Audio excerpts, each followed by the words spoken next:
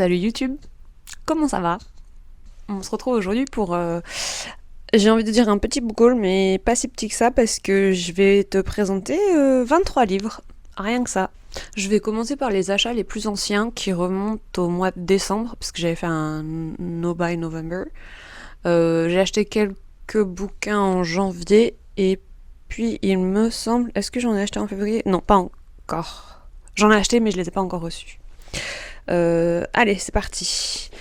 Alors, ça y est, j'ai enfin craqué pour Emily Wald the series. C'est Emily Wald's Encyclopedia of Fairies. Ça fait un moment que je les ziote et en fait, je m'étais pas lancée parce que j'étais persuadée que c'était une série sur le petit peuple. Et j'ai une copine du book club qui m'a dit qu'en fait, il y avait juste une fée du petit peuple. Après, sinon, c'était des fées faées, quoi, humaines. Enfin, apparence humaine. Taille humaine. Je suis désolée, j'ai ma gorge qui part en sucette, mais j'ai pas le choix de filmer aujourd'hui, sinon je filme jamais. Donc, bear with me, désolée. Résumé vite fait, on suit Emily Wald, qui est une professeure spécialisée en fées. Et donc elle fait des recherches sur le folklore des fées. Et j'ai hésité, et en fait, cette amie m'a aussi dit que si on aimait beaucoup Haure de Le Château Ambulant, on allait beaucoup aimer parce qu'apparemment l'anti-protagoniste, je sais pas trop, mais le love interest, quoi, c'est un peu le même genre que Haure. Donc de ce que j'ai compris, c'est un petit enemies to lovers parce que c'est son rival dont elle va tomber amoureuse. Voilà. Bah, c'est des vibes de fées et compagnie, donc je pense que je vais aimer, surtout si le Love Interest est un Howler en puissance. Ensuite, j'ai acheté le tome 4, c'était le seul qui me manquait, des Mémoires de la forêt. Voilà, on ne présente plus les Mémoires de la forêt, on suit Archibald Renard à Belle-Écorce, dans sa petite librairie. Et voilà, c'est la quatrième histoire qui se passe au printemps. Et donc, rien de rocambolesque, juste un truc cosy à lire tranquillement. J'ai très hâte. Toujours aussi beau. Ouais, c'est toujours aussi beau à l'intérieur. J'essaie de les lire... de lire le tome qui correspond à la saison, mais là, j'ai pas réussi à lire celui du mois de... Enfin, celui de l'hiver. Donc, je pense que je lirai celui du printemps l'année prochaine. Mais en fait, c'est des tomes compagnons, donc je suis même pas obligée de les lire à la suite. C'est juste moi et mes tocs qui me disent il faut que je les lise à la suite, mais en fait je pourrais très bien lire celui-là au printemps et attendre l'hiver prochain pour lire l'autre. Bref. Ensuite j'ai acheté des romans graphiques, c'est très rare, mais j'ai acheté Ces jours qui disparaissent parce que quand je travaillais au lycée, quand j'étais en France, je travaillais aussi au CDI et ma collègue l'avait commandé et elle avait vraiment, je crois qu'elle l'a lu, qu'elle avait bien aimé, en tout cas elle était vachement intriguée. Écoutez, je l'ai acheté parce que à chaque fois que je le vois passer sur les réseaux, il est super bien noté et critiqué, mais moi je vais même pas le garder pour vous dire, je l'ai lu. Et en fait on suit la vie de Lubin, qui un jour se réveille et se rend compte qu'en fait il a sauté une journée. Et il se souvient pas donc que cette journée est passée, c'est comme si la journée n'avait pas existé. Et au fur et à mesure, il y a de plus en plus de jours qui sautent et il se rend compte qu'en fait, donc il installe une caméra pour filmer, voir ce qui se passe, et il se rend compte que c'est quelqu'un d'autre qui prend possession de son corps, plus ou moins. Donc en fait, il partage sa vie, son quotidien et son corps avec quelqu'un d'autre, et il communique par vidéo interposée. Donc en fait, à chaque fois qu'il y en a un qui est dans le corps, il se filme en disant bah voilà, moi aujourd'hui je fais ça, j'ai vu telle personne, on a parlé de ça. Et donc Lubin essaye de faire en sorte que sa vie ne parte pas à volo, parce qu'évidemment l'autre personne ne connaît rien de la vie de Lubin. Et Lubin aimerait bien garder ses amis, son travail, tout ça. Et voilà, et donc le but c'est de comprendre ce qui se passe, découvrir qui est cette autre personne, pourquoi Lubin ne se souvient pas de certains jours de sa vie, et pourquoi ça empire. Mais je vous avoue que la fin, sans mauvais jeu de mots, m'a laissé sur ma faim. Je m'attendais à complètement autre chose, et j'ai été un peu déçue, j'avoue. Donc je l'ai pas super bien noté, je crois que je lui ai mis 3.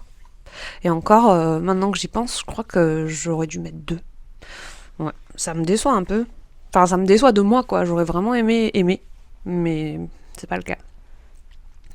Et en dernier roman graphique, je crois, ouais, j'en ai acheté que 2. J'ai acheté The Nice House on the Lake. Et c'est rigolo parce que le titre est en anglais, mais c'est bien la version française que j'ai. Ils ont gardé le titre en anglais. J'ai très très hâte de le lire, et je pense que je vais aimer, et je sais qu'il y a un tome 2. Dans mes souvenirs, parce qu'il n'y a pas de résumé derrière. C'est un groupe de personnes, je sais plus s'ils sont amis ou pas, mais en tout cas ils sont invités dans une maison au bord d'un lac, et pour passer un séjour, et en fait je crois qu'ils se rendent compte un matin en se réveillant que le monde a pris fin. Genre il n'y a plus personne sur Terre, il n'y a plus que eux. Et il faut qu'on comprenne. Le but, c'est de comprendre pourquoi eux ont été épargnés, pourquoi cette maison les a sauvés, ou en tout cas le fait qu'ils soient dans cette maison fait qu'ils ont été sauvés. Et je crois que le 2, c'est The Nice House on the Beach. Mais bref, je suis très intriguée, j'ai très hâte. Et là, pareil, j'ai beaucoup d'espoir de l'aimer. Et j'espère vraiment ne pas être déçue. Parce que vraiment la hype sur ces jours qui disparaissent, ça m'a... Voilà. Ensuite, on ne le présente... Ah non, je vais prendre cela en dernier, c'est les derniers achats que j'ai fait. Entre temps, j'ai reçu ça. Alors attendez. L'orage qui vient de Louise May. On suit Mila, 15 ans, qui vit dans un hameau un peu reclus du reste du monde où il n'y a que des femmes. Les hommes ont été exclus de leur société, et on comprend qu'en fait il s'est passé quelque chose qui a complètement chamboulé le monde, une espèce de... Ils appellent ça le monde d'avant, qui a été ravagé en fait apparemment par la folie, les guerres, les famines. Je sais pas trop ce qui s'est passé. J'ai commencé le livre, mais je suis pas assez loin dedans pour savoir ce qui s'est passé. Je sais même pas si on saura exactement ce qui s'est passé, mais bref, toujours est-il que on suit Mila qui a 15 ans, qui vit dans ce hameau où il y a que des femmes, où ils vivent en espèce d'autarcie, mais aussi en autonomie. Ils ont appris à se débrouiller, ils cultivent leurs propres fruits et légumes, ils ont leur propre eau potable, et de temps en temps ils se rendent à un marché où ils font du troc. Mais on comprend vite que ce hameau n'est pas à l'abri des dangers, et qu'il se passe quelque chose d'un peu surnaturel. Et on n'en sait pas plus. Voilà. Et j'en sais pas plus non plus pour l'instant. Je suis vraiment qu'au tout début, j'ai lu 30 pages, j'ai très très hâte, c'est tout petit. Je pense que c'est un young adulte, parce que c'est écrit quand même gros à l'intérieur. Et ça, c'est une écriture assez simple. En tout cas, pour l'instant, j'aime bien. Ensuite, j'ai aussi reçu, donc ça c'est des cadeaux, Monstrueuse de Taous Merakchi. Faut savoir que je déteste l'horreur, je peux pas lire de l'horreur, je peux pas regarder des films d'horreur, ça me fait très très peur. Après, je dors pas bien, je suis pas bien, en plus je suis tout le temps seule chez moi, je suis pas bien pendant des semaines, et parfois en plus des mois, des années après, j'ai des souvenirs, je me rappelle de trucs et ça me refait peur. c'est ridicule. Mais toujours est-il que ça m'intrigue, et quand j'ai été enceinte de mon deuxième enfant, je sais pas ce qui s'est passé, il y a eu une espèce de switch dans mon cerveau où j'ai commencé à être intriguée en mode « Oh, je regarderais bien tel film d'horreur ». J'étais là « Mais qui es-tu? Que se passe-t-il? Pourquoi tu te dis ça ?» Et de plus en plus, j'ai été titillée en fait, et j'aimerais bien lire de l'horreur aussi. J'aimerais commencer doucement, hein, voilà. J'ai pas envie de me traumatiser non plus, mais ouais, l'essai, c'est un essai, ouais, de Taous Merakchi. J'adore Taous Merakchi, j'ai quasiment toutes ses œuvres.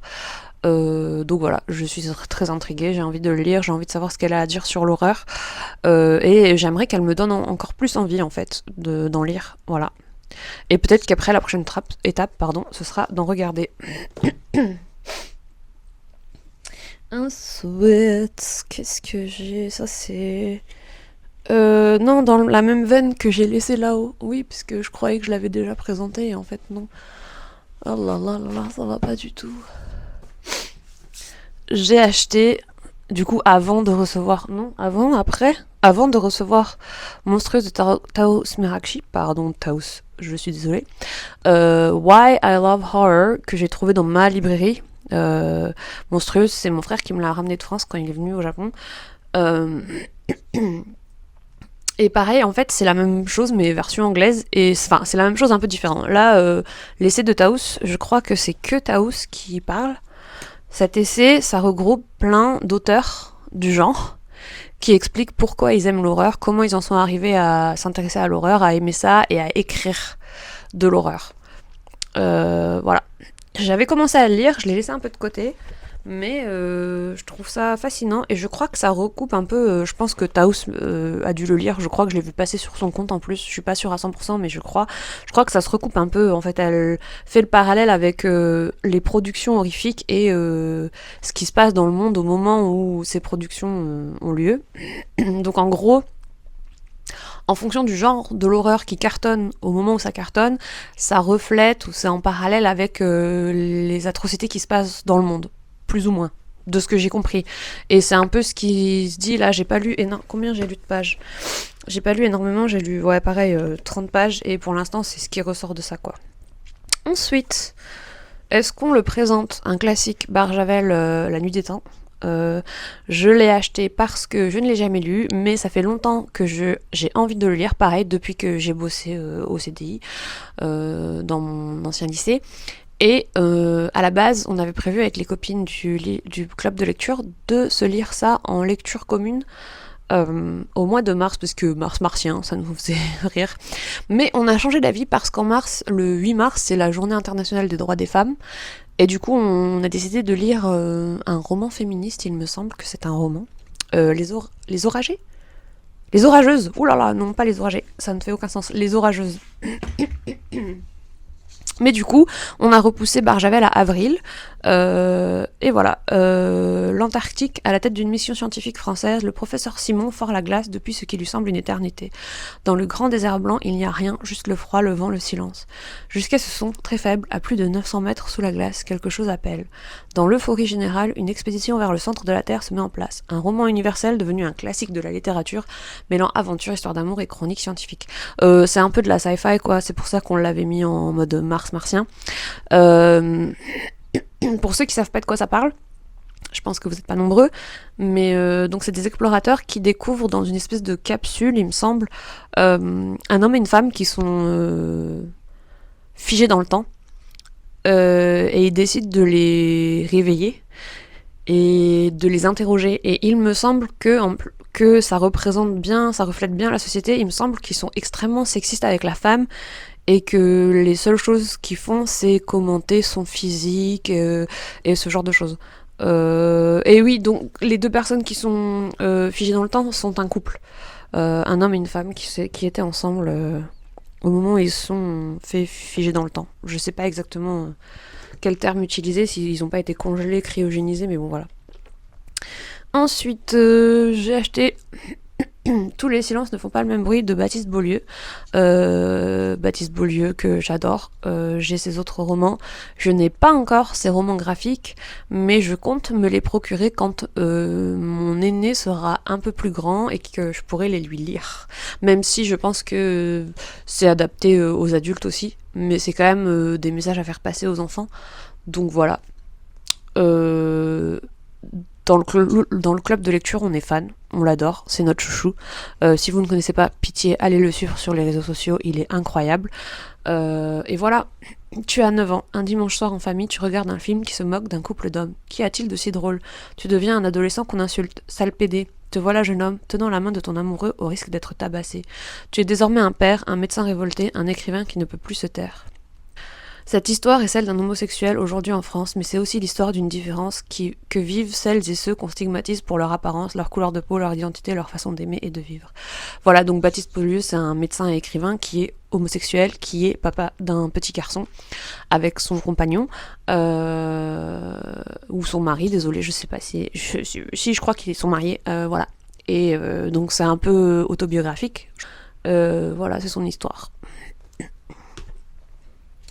Ensuite, c'est en regardant Cornelius et Pepper Palace que j'ai été convaincue de lire Petite de Édouard Carré, que j'aurais très bien pu me procurer en anglais, mais je sais pas pourquoi, j'avais envie de le lire en français.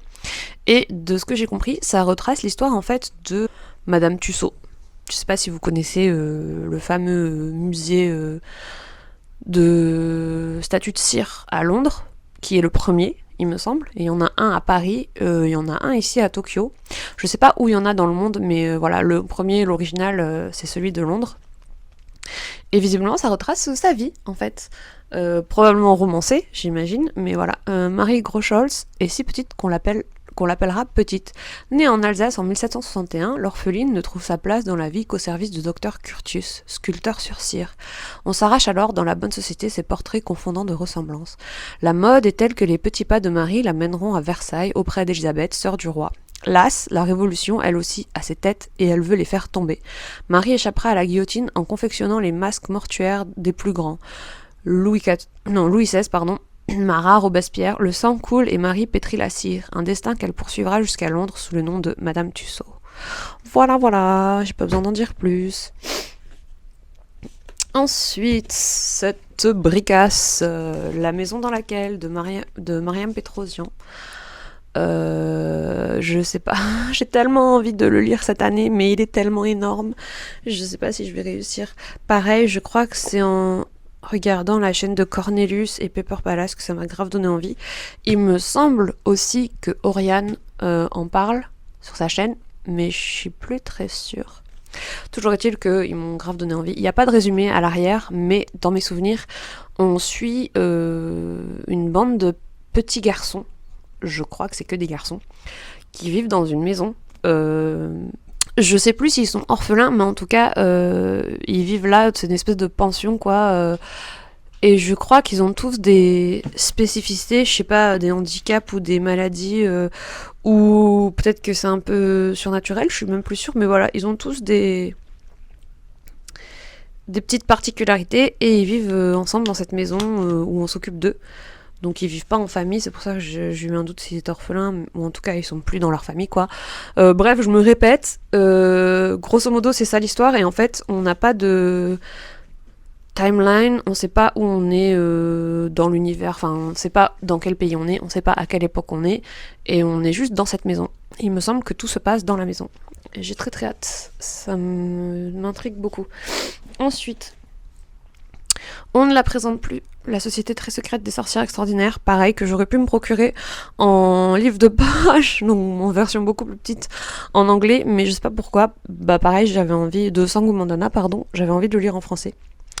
Et j'en ai profité, vu que de toute façon la version poche n'est pas encore disponible, j'en ai profité pour me procurer sa suite / son tome compagnon, Tenir une auberge magique, guide de survie pour sorcières. Et il me semble que c'est pas nécessairement une suite, on suit des personnages qui apparaissent ici, mais c'est plutôt à l'endroit c'est mieux qu'ils apparaissent ici, mais c'est plutôt un tome compagnon de ce que j'ai compris. Voilà. Mikamoon a toujours, enfin presque toujours, respecté 3 grandes règles: cacher sa magie, faire profil bas et rester à l'écart des autres sorcières. La jeune femme a donc pris l'habitude d'être seule et a même passé le plus clair de sa vie d'adulte à déménager en prenant garde de ne jamais s'attacher à qui que ce soit. Un jour pourtant, elle reçoit une intrigante offre d'emploi, devenir la professeure particulière de 3 jeunes sorcières dans une mystérieuse propriété du Norfolk, baptisée la maison de Dulpar. Et voilà qu'en un coup de baguette magique, elle se retrouve bientôt mêlée aux secrets de ses 4 hôtes, aussi excentriques qu'attentionnés. Voilà. Et pour ce qui est de Tenir une auberge magique, on suit Sarah Swan était autrefois l'une des plus jeunes et plus puissantes sorcières de sa génération, jusqu'au jour où tout a basculé. En ramenant sa grand-tante Jasmine d'entre les morts, elle a perdu la majeure partie de sa magie et a même été bannie de sa guilde. De sorte que désormais, sa vie se résume à s'occuper d'une auberge magique capricieuse et de ses hôtes tous plus loufoques les uns que les autres. Donc, cosy, fantasy, très chill, j'ai très hâte. Ensuite, j'ai acheté Model Home de River Solomon. Voilà, quand je vous dis que j'étais intriguée par l'horreur et que je voulais tenter un peu. Je sais pas si c'est une bonne idée de commencer par ça, parce que ça m'a l'air un peu terrifiant, mais bon, on verra. C'est Cornelius qui en parle tellement bien, qui m'a donné envie de le lire. Je suis désolée, même si j'aime pas l'horreur, quand les gens y parlent bien d'un bouquin, j'ai envie. The 3 Maxwell siblings keep their distance from the gated enclave outside Dallas where they grew up. Ah oui, donc en fait, c'est l'histoire de 3 enfants qu'on retrouve à l'âge adulte qui doivent retourner dans leur maison d'enfance parce que leurs parents sont décédés, je crois. Et en fait, c'est une maison de laquelle ils restaient à l'écart depuis qu'ils avaient l'âge de le faire parce qu'il s'est passé des trucs traumatisants dans leur enfance. En gros, je crois. Voilà. Mais on le voit tellement passer sur les réseaux que je crois pas que j'ai besoin de le résumer. Et si j'ai tort, et si je me suis trompée, et bah vous le saurez.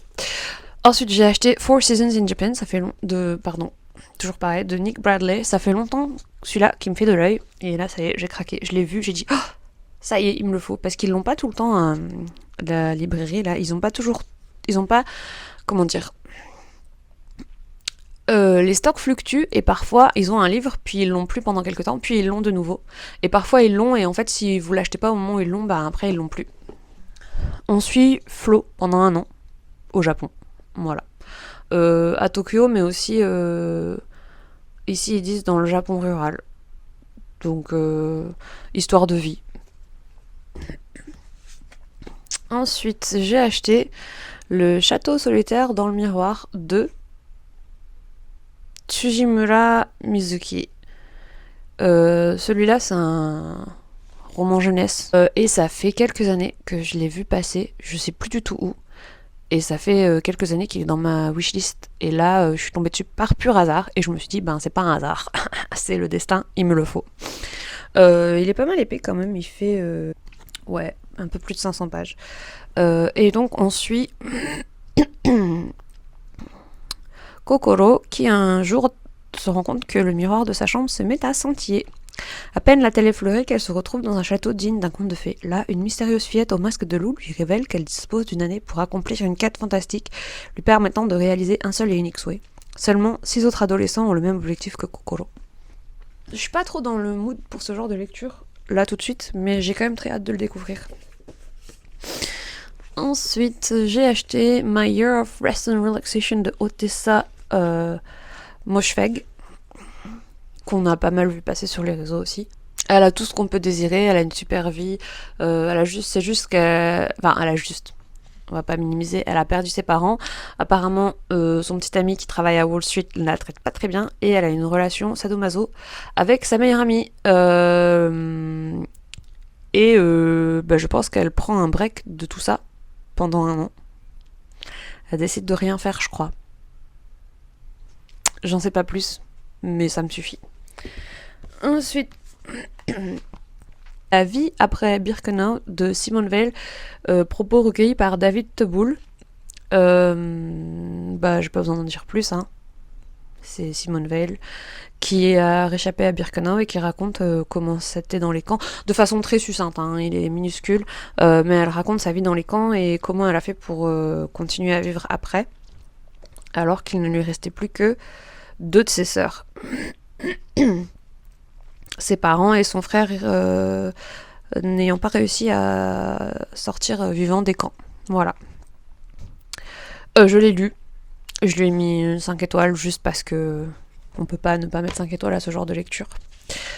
Ensuite, je l'avais déjà montré dans un autre book haul, mais en fait, je ne l'avais pas acheté. C'était un emprunt d'une copine du club de lecture, mais je l'ai tellement adoré. Je l'ai lu en janvier. Je reviendrai dessus dans une prochaine vidéo. Qu'est-ce que j'ai lu les 3 derniers mois, comme je fais des trucs trimestriels, mais voilà. J'ai adoré.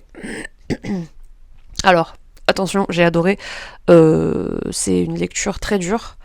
Mais j'avais déjà lu Le bal des folles de, pardon, je sais plus l'autrice, et c'est un peu dans la même veine, sauf que là évidemment c'est biographique, c'est vrai, c'est une histoire vraie. Le bal des folles s'inspire d'histoires vraies, mais c'est romancé. Là on est purement sur un essai biographique, c'est vraiment du factuel, quoi. Mais je le recommande, il est d'utilité publique, il est incroyable, voilà, lisez-le. Pareil, dans le style horreur qui m'intrigue à mort, qu'on voit passer partout sur les réseaux, Strange Houses de Uketsu. C'est ça, oui, Uketsu. Que dire d'autre ? Je sais qu'il y a pareil, il n'y a pas de résumé derrière. Je sais qu'il s'agit d'histoires c'est une maison, je suis pas sûre que ce soit une maison ou des maisons, mais en tout cas, on a une agence immobilière, je crois, des potentiels acheteurs, et on voit des plans, et en fait, sur les plans, il y a des pièces qui sont pas censées être là. Enfin, il y a un truc hyper mystérieux, on essaie de comprendre ce qui se passe, et j'en sais pas plus, et j'ai pas besoin d'en savoir plus, mais je sais que ça fait peur, et donc j'ai un peu peur de me mettre dedans aussi, parce que je sais pas quel degré d'horreur, enfin, de thrill, parce que c'est pas, je sais pas si c'est horrifique, mais bon, voilà. Un des derniers que j'ai acheté, c'est Annie Ernaux, l'autre fille, Annie Ernaux, parce qu'en fait, je l'ai jamais lu, et que quand même, c'est culte. Enfin, c'est une des autrices françaises les plus récompensées, et donc voilà. Il est minuscule, normalement je devrais le lire ce mois-ci, et j'ai très hâte. Car il a bien fallu que je me débrouille avec cette mystérieuse incohérence. Toi, la bonne fille, la petite sainte, tu n'as pas été sauvée. Moi, le démon, j'étais vivante. Plus que vivante, miraculée. Il fallait donc que tu meures à 6 ans pour que je vienne au monde et que je sois sauvée. Je crois, de ce que j'ai compris, que c'est l'histoire d'une petite fille qui vient au monde pour sauver sa sœur, mais du coup... Alors, soit c'est un bébé pansement, c'est-à-dire que sa sœur meurt et elle naît, pour combler le vide de la mort de sa sœur, soit elle naît, enfin les parents font ce deuxième enfant pour essayer de sauver le premier enfant, mais ça échoue. Je suis pas sûre l'un ou l'autre, mais dans tous les cas, je pense que ça va être très triste, mais j'ai quand même très hâte de le lire.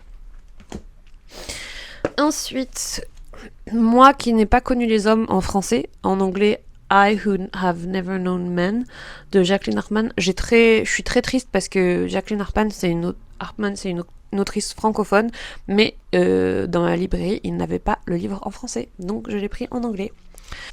On va suivre l'histoire de 39 femmes qui vivent emprisonnées dans une cage, dans une prison. Et parmi ces 39 femmes, il y en a une en particulier qui est une jeune fille qui n'a jamais connu rien d'autre que la vie dans cette prison. Et en fait, un jour, on ne sait pas pourquoi, donc on s'occupe d'elles, on leur donne à manger, voilà, elles sont maintenues en vie, tout ça. Mais un jour, on ne sait pas pourquoi, les gardiens de la prison s'en vont, la porte est ouverte et elles peuvent sortir. Et donc, on va suivre cette jeune fille qui n'a jamais rien connu d'autre que cet endroit. Et qui découvre la vie, quoi. Voilà. Pas si récent que ça comme achat, parce que c'est un des plus anciens. Je sais pas, j'ai pas trop suivi l'ordre, mais bon, c'est pas grave. La maison vide de Laurent Mauvigny. C'est une énorme pavasse de 1000 pages, je crois. Attendez. Ah non, pas 1000 pages, mais 750 quand même. Mais il est énorme. J'ai commencé à le lire, mais j'avoue que vu qu'il est énorme et que c'est très long, parce que c'est juste l'histoire d'une maison. Enfin, je vais faire un résumé vite fait de ce que j'ai commencé à lire et ce que j'ai compris. L'auteur retourne dans la maison de son enfance, je crois. En tout cas, c'est la maison de la famille, qui est dans la famille depuis plusieurs générations. Et en fait, en tout cas, c'est ce qui se passe au début du livre. On est dans la maison, on a une description de la maison, de ce qui s'y trouve, et en fouillant dans les tiroirs, on trouve des objets, et chaque objet retrace le parcours d'une personne. Donc en fait, là, on remonte au tout début de l'histoire de famille, quand ils ont commencé à occuper cette maison, le tout début. Et il y a une personne en particulier qui intrigue, en tout cas, je pense qu'il intrigue l'auteur, mais qui est faite pour nous intriguer nous, c'est Marguerite, qui a comme disparu de la surface de la Terre, dans tout ce qui traîne de la famille, les souvenirs et tout. On a effacé son visage des photos. C'est comme si elle avait jamais existé, alors que l'auteur nous fait comprendre qu'il sait qu'elle a existé. Et je pense que le but, c'est de comprendre ce qui s'est passé, de suivre l'histoire de cette personne, donc Marguerite. Et voilà, c'est très intriguant, c'est pour ça que j'ai voulu lire ce livre, parce que j'avais lu ce résumé en mode tiens, c'est une histoire de famille avec un secret, et en plus ça se passe dans une maison, donc trop cool. Mais en même temps, en commençant à le lire, je me rends compte que ça va être une lecture très lente, parce que vraiment c'est très descriptif. Il n'y a aucun dialogue, en tout cas pour l'instant. Est-ce qu'il y a des dialogues ? Je me souviens même plus. Non, il n'y a aucun dialogue. C'est que du descriptif. Et il y a des allers-retours temporels sur les générations et tout, avec plein de prénoms, plein de gens. Donc c'est un peu dense. Donc je pense que je vais le lire sur plusieurs mois. Et en même temps, c'est tellement particulier comme histoire que là, j'ai commencé à le lire quand je l'ai acheté en décembre. j'ai lu 45 pages et je l'ai pas repris depuis et je me souviens à peu près de ce que j'ai lu. Donc voilà. Mais je pense que j'aimerais lire quelques pages par mois, genre ouais, une cinquantaine de pages par mois pour quand même rester dedans, pas oublier complètement ce qui se passe. Ah, on arrive à la fin. Regardez-moi cette beauté. J'ai trouvé, par pur hasard, A War of Wyverns. Je sais jamais si on dit Wyverns ou Wyverns. Non, on dit Wyverns. De S.F. Williamson. Donc, si vous avez vu ma vidéo précédente, dans laquelle je disais, tiens, mention spéciale pour Language of Dragons, mais je suis restée sur ma fin parce que ça a l'air d'être une fin ouverte, mais je suis pas sûre qu'il y ait une suite. Et ben voilà. Je savais pas. C'est sorti le 2 janvier. Donc c'est vraiment très récent. Enfin en tout cas quand je l'ai acheté fin janvier, c'était très récent. Et j'ai reconnu tout de suite la couverture, j'étais... Mais attends, j'ai reconnu la couverture, j'ai reconnu l'auteur, j'ai dit c'est pas possible, c'est la suite. Et j'ai vérifié et c'est bien la suite, donc voilà, j'ai hâte de la lire. Je ne sais pas quand. C'était pas prévu au programme, mais je l'ai prise parce que ben, j'ai bien aimé Language of Dragons et j'aimerais bien savoir ce qui se passe. Pour clôturer cette histoire. Donc voilà, il est là. Et en dernier, c'est un peu spécial, mais j'ai acheté... Je le mentionne ici, mais en fait, ça n'a pas trop d'utilité, ça n'a pas trop d'intérêt. J'ai acheté Die Kleine Hex de von Ottfried Pressler. Bon, je le dis à l'anglaise alors que c'est un allemand, mais pas du tout. Bref, de von Ottfried Pressler. C'est un roman jeunesse. On dirait que c'est un graphique comme ça à cause de la gueule du livre, mais pas du tout. Hein. C'est pas illustré. Enfin, il y a des petites illustrations, mais c'est pas du tout un roman graphique. Pourquoi est-ce que j'ai acheté ça? Parce que, en fait, je viens de la frontière allemande, en France, et j'ai fait allemand de l'école primaire à mes 19 ans. J'étais quasiment bilingue. J'ai eu 19 au bac en allemand, mais j'ai tout perdu. Et du coup, je voulais me remettre dedans doucement avec des livres jeunesse, même peut-être des livres enfants, vraiment tout petits, pour avoir du vocabulaire simple et pouvoir petit à petit me remettre dedans. Donc voilà, c'est très personnel, mais je le mentionne là, parce que ça fait quand même partie des achats que j'ai fait dernièrement. Et enfin, le petit bonus que je mentionnais au début, c'est mon carnet de lecture de la youtubeuse Margot Lisseuse. Voilà. J'ai jamais possédé de carnet de lecture, c'est mon premier. Moi, en fait, j'ai un carnet dans lequel... Attendez, je veux voir si j'arrive à le choper. Oui, il est juste là. J'ai un carnet complètement random dans lequel, en fait, je note l'année.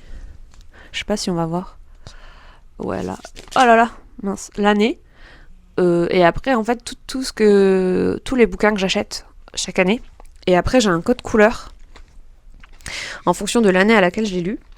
Attendez, je vais vous montrer. J'ai une petite légende. Et du coup, moi, je traquais mes lectures.